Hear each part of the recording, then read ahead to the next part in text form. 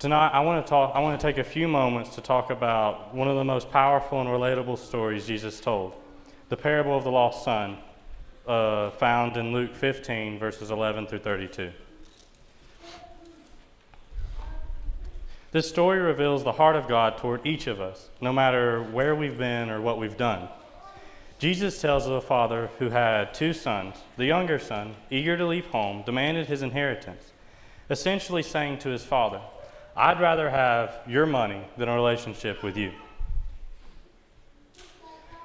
With the money in hand, he went off to a distant country where he squandered everything that he had.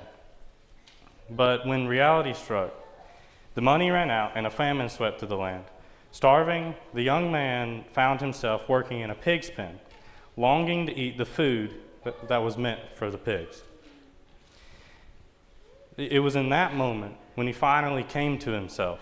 He remembered his father's house, not just the material comfort that he gave to his sons and his servants, but the extended kindness and generosity that his father showed strictly to the servants, the hired servants. So he decided to go back home.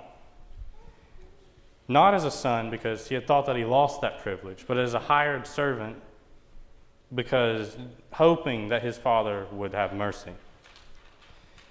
What happened next is one of the most beautiful pictures of God's love. While the son was still a far way off, the father saw him. This tells us something remarkable. The father had been watching and waiting daily for his son's return. The father didn't wait for the son to get to the door and then hug him.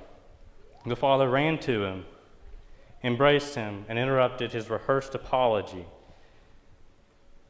Instead of condemnation, the father called for a celebration in verses 22 through 24. And the father said to his servants, "Bring out the best robe and put it on him, and put a ring on his hand and sandals on his feet. And bring the fatted calf here and kill it, and let us eat and be merry. For this son of mine was dead and is alive again. He was lost and is found." This story is about more than just a rebellious son and a forgiving father. It's about all of us and God.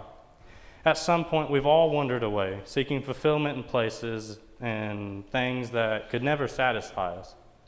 Maybe you felt the emptiness of being far from God, lost, broken, and wondering if you could ever return.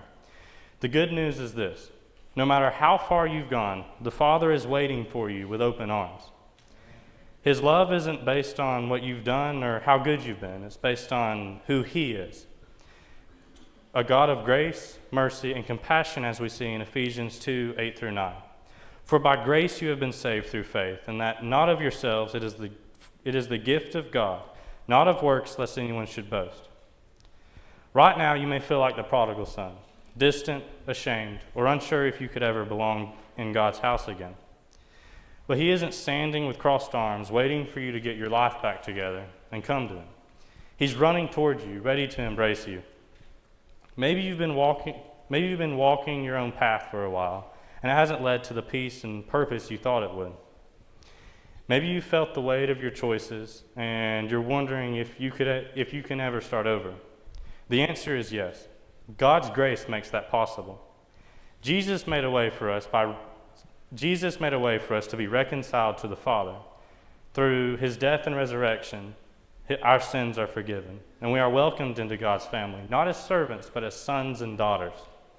So tonight, I invite you to take that step towards home.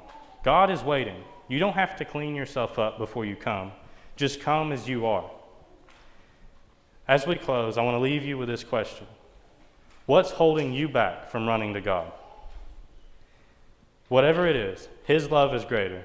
His grace is sufficient. If you feel that tug on your heart, please don't ignore it. Please come forward as together we stand and sing.